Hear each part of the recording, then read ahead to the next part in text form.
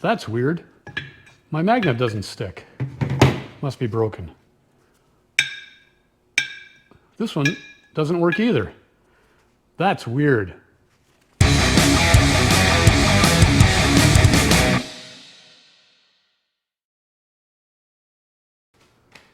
Welcome back to the laboratory. We're back working on the GTO, actually. Not this thing, it's just in the way right now. Last time we worked on the GTO, I made all of these promises about all these things I was going to do, and then I got sick and then it didn't happen. We got the shocks changed, and I think that was it, and then we went racing. So we're going to go back to the GTO, and we're slowly going to pick away at all the promises that I made. So with this video, we're going to be replacing the front brake drums, which are these huge, heavy cast iron finned drums, with some nice lightweight finned aluminum drums. While we're at it, we're going to replace the cast iron front hubs with some nice lightweight aluminum front hubs too. So the advantage of the aluminum should be pretty obvious. You're reducing the weight of the car. So we're going to weigh the whole cast iron setup, and then we're going to weigh the whole aluminum setup and see exactly how much weight we're taking off the car. Now, we're taking the weight off the front of the car, which is the place that you want to take the weight off, of course, but it's even more of a bonus than that, because not only are we just taking straight weight off the car that we have to accelerate, but because this is rotating, the inertia is not only the linear inertia that we're getting rid of, but we're also getting rid of rotating inertia. So we get about a 25% bonus in total inertia loss with replacing rotating parts versus non-rotating parts.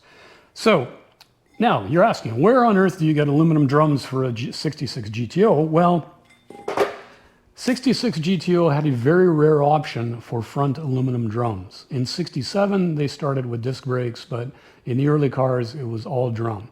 Now, to try and find a set of actual original 66 aluminum front drums, well, I've been watching eBay and the internet for 30 years. And I think 3 sets of those things have come up for sale in 30 years, and they were astronomically priced, and they were probably worn out.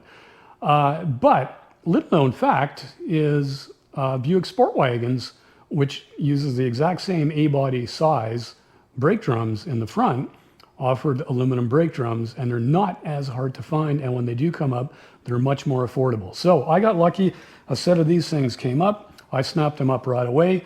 When I got them home and I measured them, they were brand new. Like, there was zero wear on these things. They actually measured smaller than 9.5 inches actually. So I had them turned just to clean up some of the rust that was there. We're going to sandblast them, and then we're going to paint them red. Yeah, I know why. Why? Because if you got the Rally 1 wheel option on a 66 GTO, they painted the brake drums red from the factory. So that's why we're going to do it. It would be nice to have a nice natural aluminum looking drum on there, but we're going to paint it red for 2 reasons. One, because it's correct, 66 with Rally wheels should have red brake drums, and 2, I like to hide things on the car. So people will look at it, see a red drum, and nobody will suspect that it's aluminum. So let's get after it. All right, so we've already run into a problem. We love the aftermarket because aftermarket stuff just always fits perfect, right? Well, if we put our new hub into our drum, we've got some slop around there. I mean, besides the wheel lugs, we're supposed to be registering on the hub. And the aftermarket hub is a little bit smaller than the hole in the drum. So if we measure it, this thing measures out at, well, my battery's going dead here, but if we zero that, and then we go and measure this,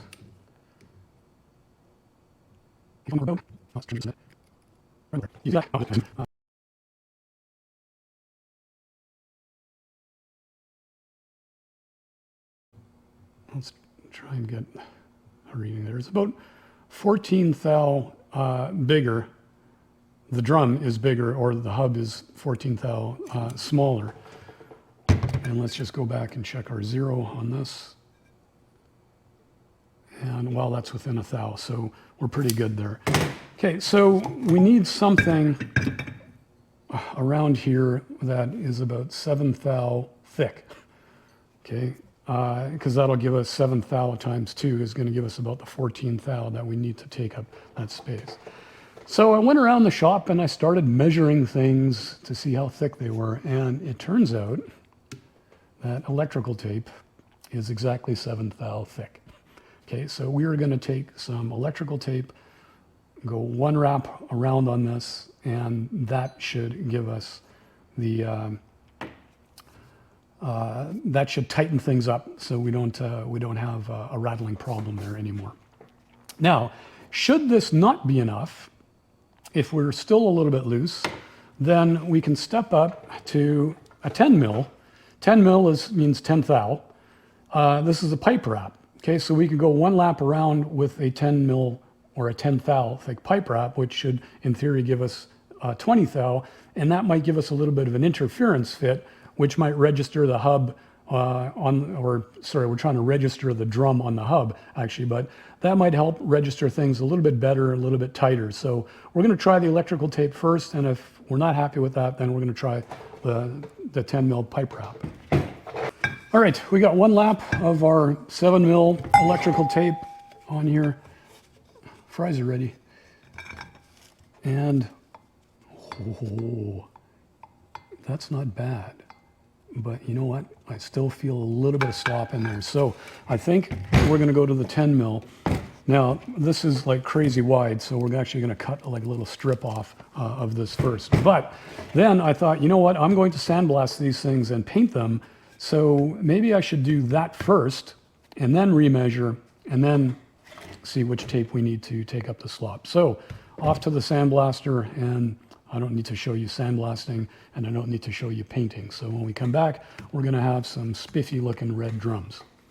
And just like that, we've got nice shiny red drums. So what I've done is we've got the 7 mil tape on this hub. We've got the 10 mil tape on that hub. And we're just going to try both hubs in both drums to see if there's a difference. So that's not a bad fit. It could probably be a little bit tighter. So we'll see how it likes it with the pipe wrap.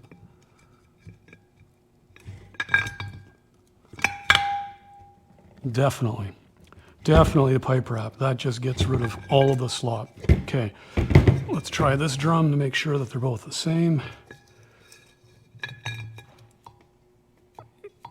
This one's tiny little bit looser, but pipe wrap, 10 mil, definitely going to be our solution. Okay, so we're going to peel this. We're going to wrap this with the pipe wrap as well. And then we're going to get to tearing off the old drums and hubs and get this stuff on.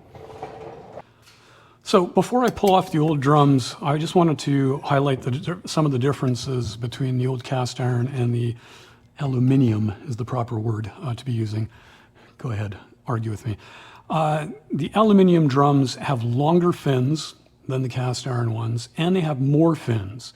So that by itself is going to conduct heat better, but aluminium also conducts heat way better than cast iron. So the combination of more fins, longer fins, and the better metal is going to take the heat out of the brakes and give us much better braking capacity. And that's important. This thing traps at 120 miles an hour, and when you hit the drum brakes at 120 miles an hour, you need all the extra braking you can get. So besides changing the drums and the hubs, the other thing that I'm going to do is I'm going to change the brake shoes. I got a set of some kind of fancy ceramic, high capacity, high performance brake shoes for muscle car brakes that promise way better braking capacity than standard linings. So we're going to swap those in at the same time. We're going to have to go and bed things in before we can do any hard braking. Probably won't get a chance to do much of that. It's late in the season, but we'll see. If I can, I can't do a before and after, braking test for distance because I just can't control brake pressure precise enough. But once I get the things bedded in, I can do some hard stops, and I'm probably going to be able to feel, I better be able to feel the difference in the new setup. So let's get this taken off and let's get the new stuff on.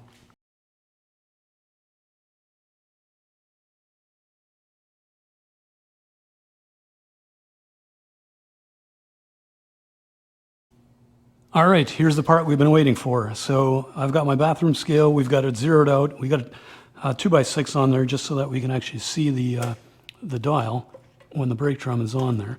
So the drum and the hub, the inner bearing, and the seal is what we're going to compare. So we were right at 21 pounds with the cast iron setup. So let's do the same. So with our aluminium setup, we are now at, looks like about 15 pounds. So actually not as much weight savings as I was expecting. One of the things I should have mentioned is within the aluminium drums, you've got a cast iron liner. Okay, so the cast iron is the friction surface. You're not putting the shoes up against the soft aluminium.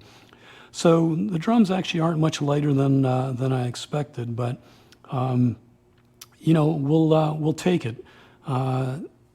6 pounds per side is 12 pounds overall, 12 pounds off the front of the car. And again, this is rotating inertia that we're saving too. So definitely worthwhile. So we got it all assembled. We got new brake shoes adjusted, so we got just a little bit of drag. The only problem we had was the dust cap for the aluminum, sorry, I just said it again, aluminium hubs didn't fit over the cotter pin and the nut combination, so I had to go back to the factory GM one. No big deal. Nobody's going to see this under the rally wheel anyway. So at this point, we can put our wheel back on, do the other side, and then we're out driving and bedding the brakes. So it's a nice fall day, and I'm out for a drive bedding the brakes. Hopefully you can hear me and the audio is okay. So I got to do like 20 kind of medium stops from 30 miles an hour. I've got about 5 of them done already, and I can already feel the difference that the new brakes are definitely grabbing better than the old brakes. So that's good.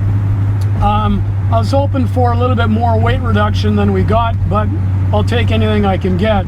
I mean, 10 pounds, you know, what would you pay for wheels that are 5 pounds lighter each, right? So it's worthwhile. Now, one thing I forgot to mention too is I've already got aluminum brakes on the rear of this car.